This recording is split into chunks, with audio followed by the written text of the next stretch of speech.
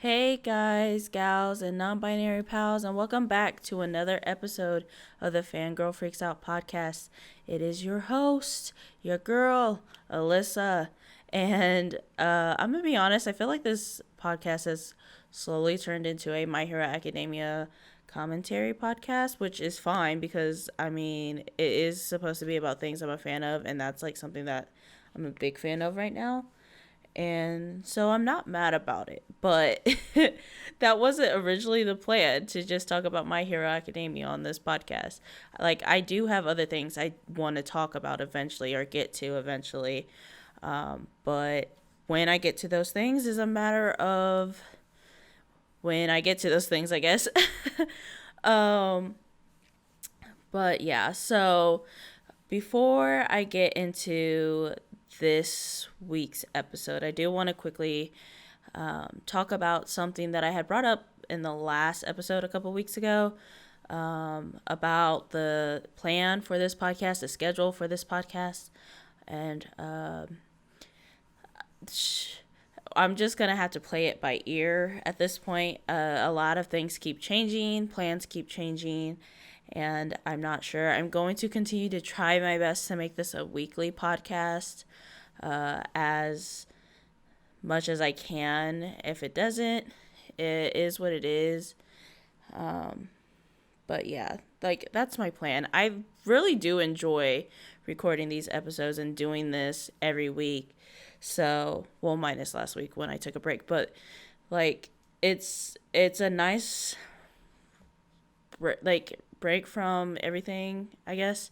And it's fun to just kind of get these thoughts out, and the thought of like other people listening and maybe agreeing or like contributing to a conversation that I always want to have but don't really have anyone. This just sounds sad, but don't really have much people I can talk to about it or whatever. Like the it's, I don't know, it's been fun is what I'm getting at. But yeah, so as of right now, the plan is to still try to upload every week until I hit like 12 episodes and then take a break for the season. But if I have to take an extended break before we reach 12 episodes, then I'll just combine what I had planned to do season 1 and 2 together. So season 1 ends up being like 24 episodes instead of like 12, or it's just like a continuum. I don't know. We'll see what I end up deciding to do. But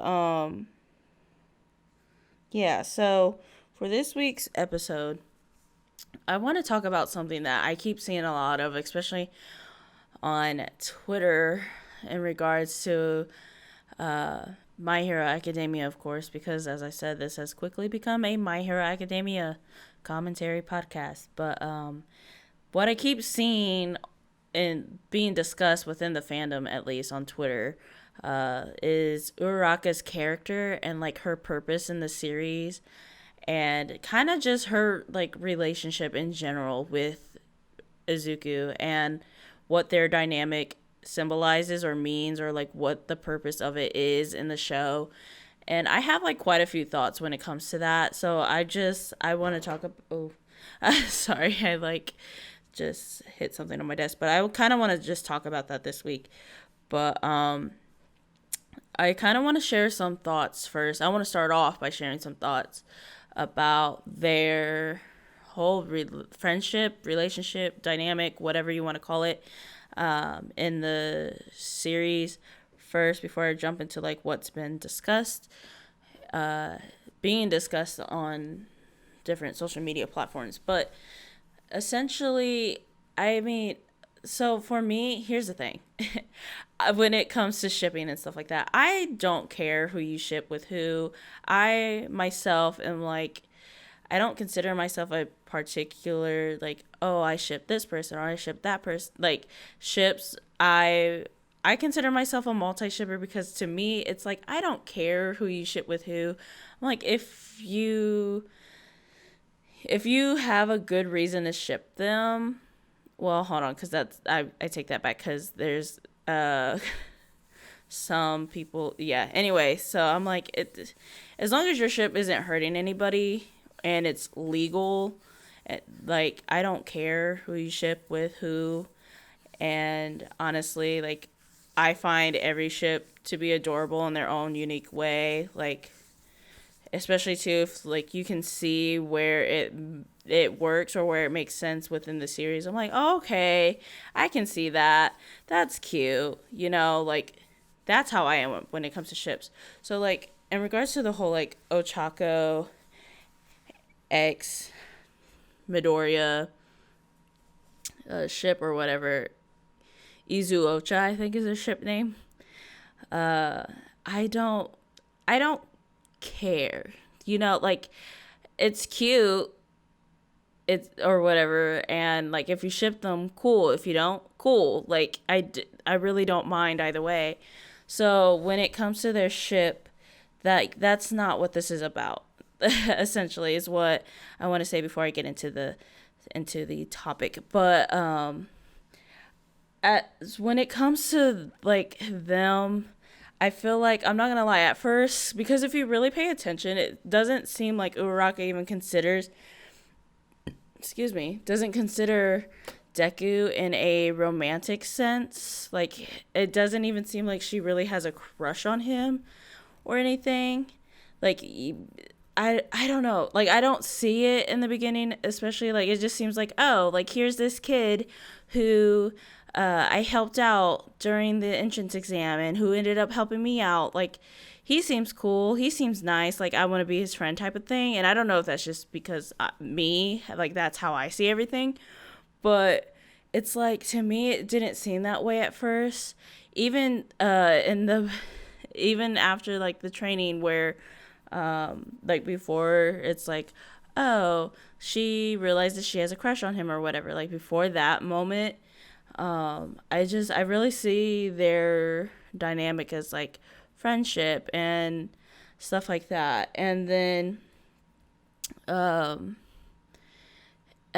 afterward, I feel like it was later when other people started to be like, ooh, you like him, and like pushing those feelings onto her, that it really started to take place.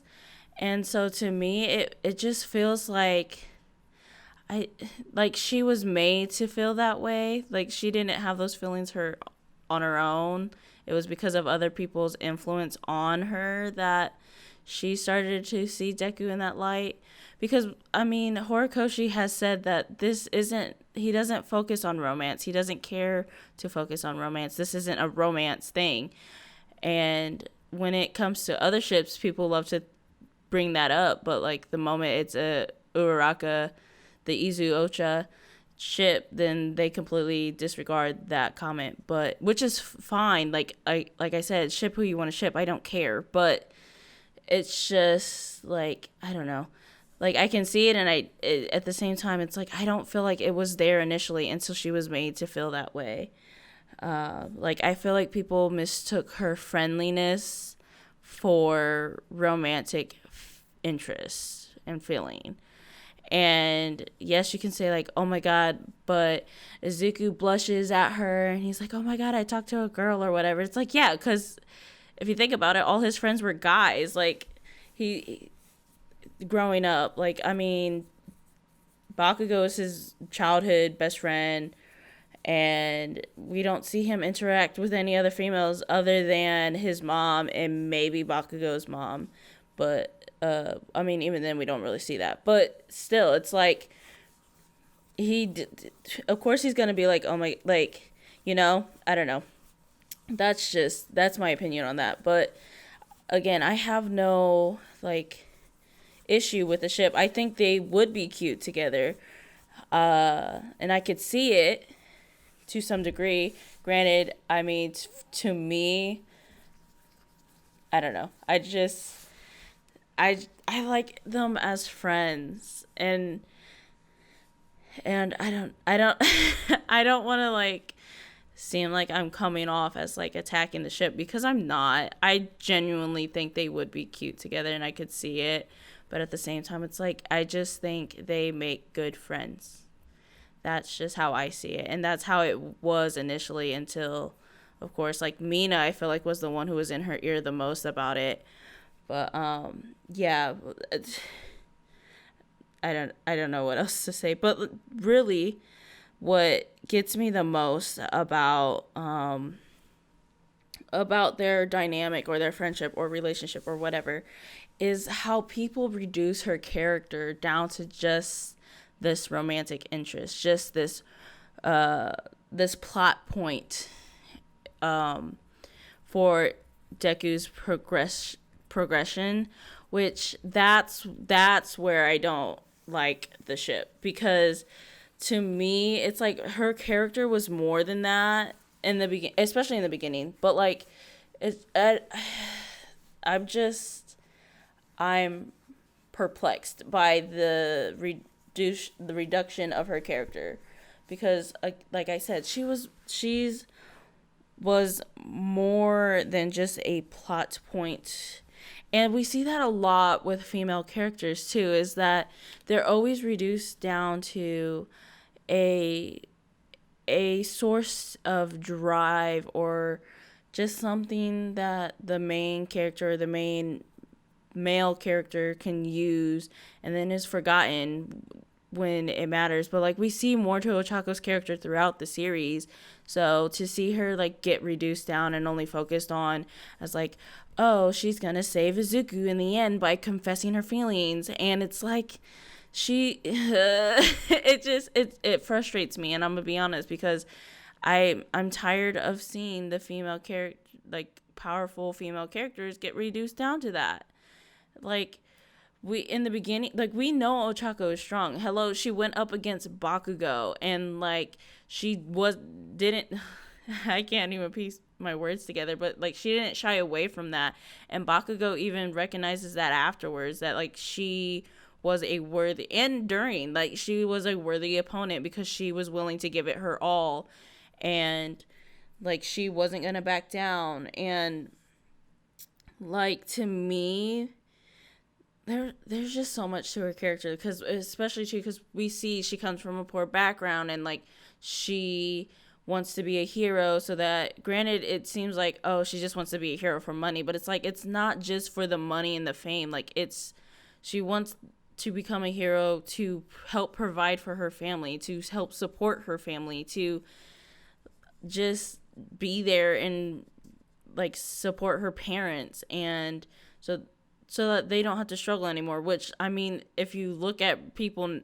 like now, or just society as a whole, like, people tend to want to be famous or be rich and all that, so that they can help their families, especially if they come from like a background where where they had it rough. I mean, I can relate to that. Like, it's just like, she's this character who wants to, and there's probably other ways she could go about it, obviously, but like, in this universe, like, being a hero is like being a celebrity. Like, that's the equivalent to the real world of what's the best way to go about like making a lot of money, so that but at the same time, she recognizes that like being a hero isn't like an easy thing. Like, there's so many other ways, like I said, she could have gone about like making a lot of money to help her family or whatever, but she chose a tough route, and she feels bad about it until obviously she gets reassured that like, hey, that's a good, like, it's a good, decent reason to like want to become a hero.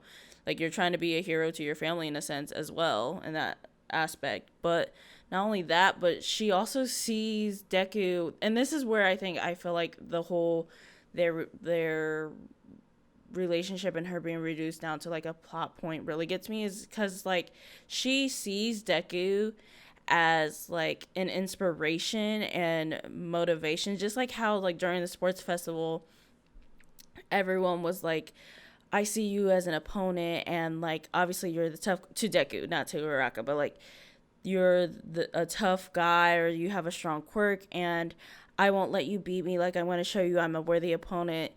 and stuff like that. And Uraraka is just as determined to meet, like, be at the same level as him as well. So it's just like how did I word this? Because I tried to write down my thoughts. She uses like, her friendship with him and her feelings towards him, whatever they may be, as inspiration to improve herself rather than give it up for the guy. Okay, that's what I wrote out. Because, yeah, like, time and time again, we see in, like, shows and series that, like, if there's a girl who admires or, like, looks up to a guy, or the main character who is typically a guy, like, we see her be like, oh my god, like, he's so great, like, I just want to be with him, and is willing to give up on themselves and their dreams to be with this person. It's like not Uraraka. Like, she's still going to chase after her dreams. She's still focused on trying to be a hero, and she sees him and she's like, I want to be a hero like him. Like, I want to be strong. I want to be someone that people can rely on. And she continues to chase her dreams and uses that to improve upon herself, to be a better hero, to get stronger, and do what she can to help others. So, like, again, to be reduced down to this plot point, or this plot driven point for him as just a romantic interest who's going to save him with the power of love, like, it's frustrating, I feel like, from if you look at it from that perspective. Now, am I saying that you can't see her as a romantic interest? Absolutely not. Like, that's not what I'm saying. Like, you can see her as a romantic interest, but don't reduce her down to, like, oh, this is the only way that she's gonna play a role into what's happening right now. Is she's gonna, in the end of the story, she's gonna save Deku by just confessing her love. Like, first of all, she could sit there and fight alongside him as, like, the hero that she's been training to become. Secondly, like, why does she need to, like, that's not even the proper, like, in the context of what's happening right now, this is not the time for a love confession. You know, like, it's just not fitting, and it just doesn't make sense. And realistically, in the universe that of My Hero, like, it doesn't make sense, you know? Like, it's just, like, you really think you saying, I love you, Deku, is gonna, her saying, I guess, I love you, Deku, is gonna, like, fix all his problems? Fix all the world's, society's problems? Like, absolutely not. That's just doesn't make sense. Especially, too, like I said, this isn't a romance story, you know? So it's just, I don't know. I just had seeing a lot of that online lately, and I was just like, there's more to her character.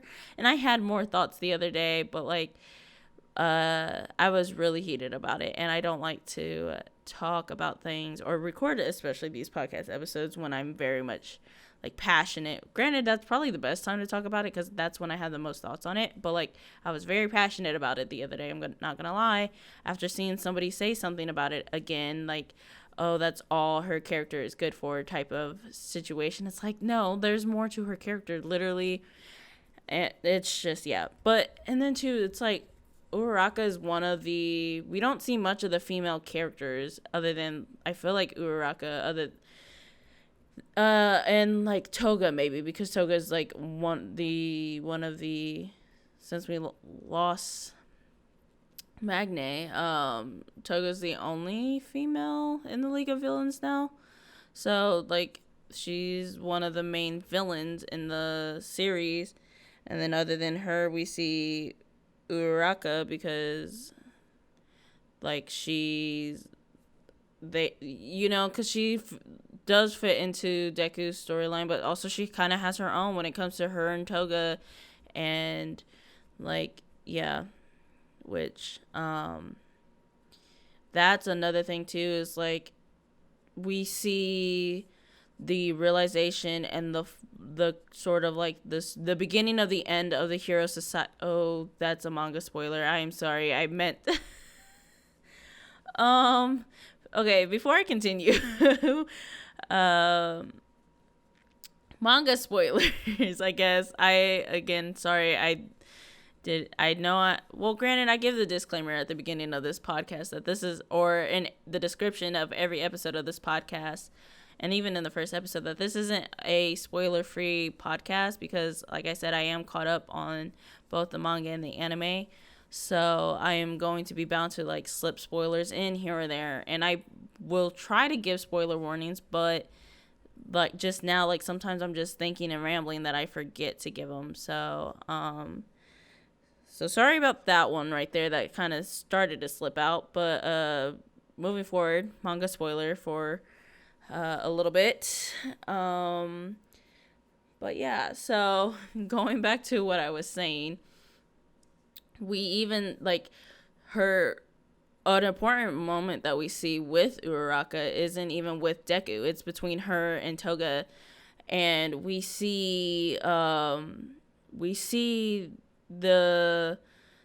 change in the thoughts of heroes, like how heroes want to go about being heroes no more, or they still want to be heroes or whatever. Like we see the beginning of the end of Hero Society, the fall of Hero Society, through the eyes of Uraraka as she's witnessing a sidekick or a hero be like, I don't want to be a hero anymore. This isn't what I thought it was going to be.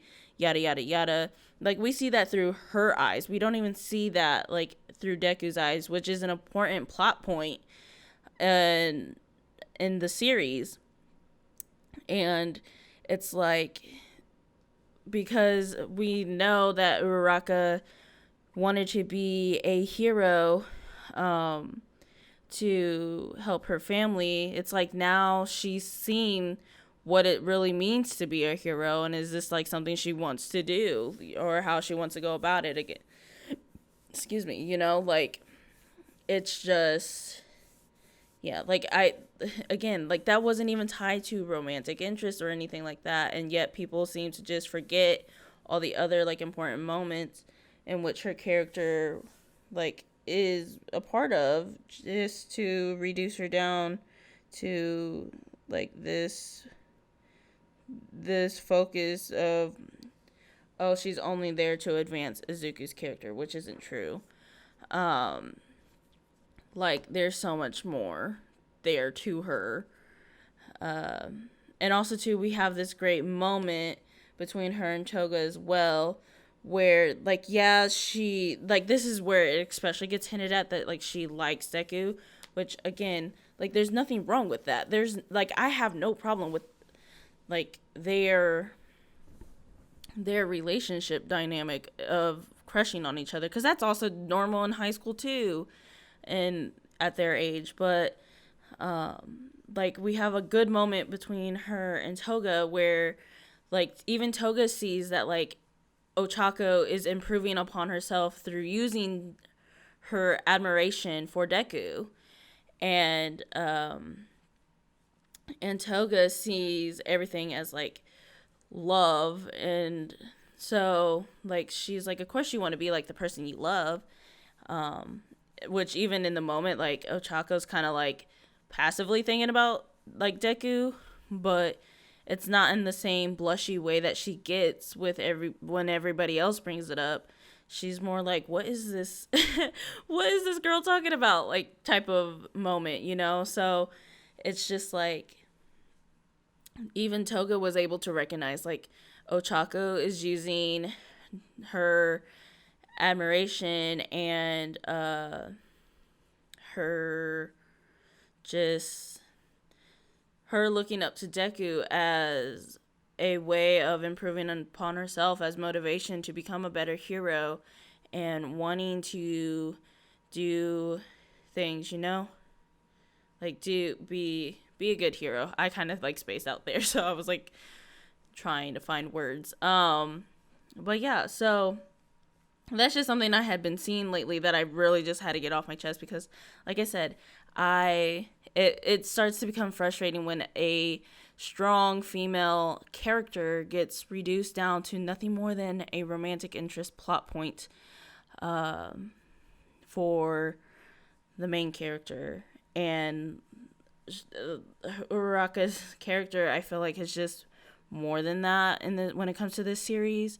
And people, and honestly, most of the time when people bring her up for that reason, it's to bring down other ships that involve Deku. Like, that's the only reason. And not even just other ships, but like in particular gay ships, which again, it shouldn't matter who people ship who with who, as long as it's not illegal. Like, do not, for the life of me, do not ship minors with adults. Like, just please, no. Like, it's not, that's not okay. I only say this because, like, I was subjected to seeing some disturbing things that I did not want to see. But anyway, yeah, like, ship who you want to ship as long as it's not illegal or hurting anybody. And I don't see how, like, how people just get so pressed by who ships who with who. Like, it's not, they're fictional characters. It's not like, I don't know. There's just so much there. It's like, why are you so pressed by this? Other than, I mean, I say that as if I didn't just get pressed about, like, the whole shipping. But, like, that's a different thing, I feel like, to have those types of dynamics. But that's besides the point. But, yeah, like, it's just, not only are you trying to attack somebody for wanting to ship their favorite character or whatever with another guy or whatever, but now you're also diminishing a good character within the show at the same time, just to prove a point, which is just, don't do that. Like, don't do Uraraka's character like that. Also, too, because of that, like, a lot of people tend to hate on her character. And I'm like, I feel like people are just not seeing the bigger picture. Like, they're not really considering her character as a whole and, like, what she is and represents throughout the series. But, yeah, I mean, I'm not going to lie. She's not like Deku, Bakugo, Shoto, like, the big... Well, I was going to say the big three, but, like, that's Mirio, Tamaki, and Najire. But the top three, I guess, that we see all the time, those three. But she's, like, right there, She's, like, one of the main female characters that we see that aren't the boys. So, it's, like I said, it sucks to see... people reduce her down, especially when that's already a reoccurring trend in media as a whole. As I was editing this, I actually came across a TikTok where someone had brought up the point of how Uraraka's character does revolve around Deku in a sense of, like, that's where her motivation solely lies, which I kind of agree with, which is why I, like, decided to hop in here real quick as I was editing to throw in this last minute, like, thought. But while her motivation does, like, surround Deku, I don't necessarily think there's anything wrong with that, because a lot of the characters, if you think about it, surround Deku, like, their motivations for getting better, improving, or whatnot. I mean, even with Bakugo alone, like, his main thing, yes, he wants to be number one, but it's like, he wants to be the best, but he wants to be the best, but we constantly see him comparing himself to Deku, or, like, trying to be like, or competing with him in particular. I mean, we see that a lot in the sports festival episode in general. Like, everyone's like, if I want to be a good hero, like, I can't keep helping just you, But, yeah, I don't think there's anything wrong with her necessarily using him as motivation, honestly, because it's like everyone has somebody who inspires them, who makes them want to improve themselves. And it's like, it's not like she's trying to improve herself just for the simple fact of like trying to get his attention or like his approval or whatever. It's more she's using him as motivation to improve herself as a hero so that she can be a good hero for when she becomes a pro hero. So, like, while that video did raise some good points, there were some other points that I was like, because here's the thing, the good points that they brought up was like how Horikoshi writes the female characters in general, and it's like, yeah, you can clearly tell that Horikoshi, while I do love his storytelling, it's clear that he doesn't put as much effort and energy into the female characters as he does the male characters. And or if he like attempts to start to give them a bit of a backstory or anything like that, like with Uraraka and Toga, we see both of them have like a bit of a backstory that's not explored beyond like the initial backstory and stuff like that. And so like they do raise some good points, but like that was one thing that they said that I was kind of like, well, yeah, I can see where they're coming from, but at the same time, it's like, it's not the same as like her sole purpose is to just be the romantic interest of Deku. Like that was my main issue with what people were saying online, is they were reducing her down to just, that was all her purpose was, like she's nothing but this, and like they didn't care about like the type of hero she was or like student or whatever. And yeah, I don't know. Like I hope I'm making sense when I explain that, but that's essentially what I got from, like, that's how I interpret it. And of course, these are my opinions and you're entitled to yours, and everyone, especially when it comes to media, like everyone's going to interpret things differently. But that's what a discussion is about, is like just bringing each of our ideas together and just talking them out and trying to understand where people are coming from and how they're seeing it. So yeah, that was just something I wanted to quickly add in. But yeah, back to the regular scheduled program. So yeah, that's all I really wanted to talk about this episode. I ended up talking about it a lot more than I thought I was going to talk about it. I'm going to be honest. Didn't think I would reach 30 minutes for this episode, but I did. So that again, that's all I had to say for this episode. I will try to get an episode up next week. We'll see how that goes. I don't exactly know what I'll be talking about, but I do hopefully soon plan to have a special guest on this podcast. That's something I've been wanting to do actually for a while, is like have people on to talk about things. Whatever they are, so whatever we decide to talk about, but maybe they'll be here soon, who knows.